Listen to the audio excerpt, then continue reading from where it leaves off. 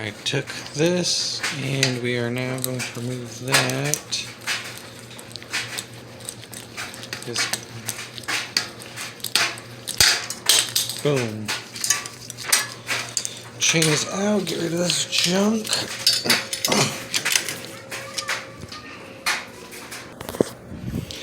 Okay, we removed that. It was very stubborn. It was stuck on this little ridge here.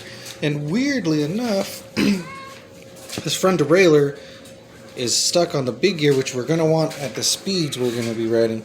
So that's perfect. I didn't even touch that, so that's pretty awesome. So what I'm going to do next is, well, hopefully the next video I'll be having this rear wheel put on, and then we'll go from there.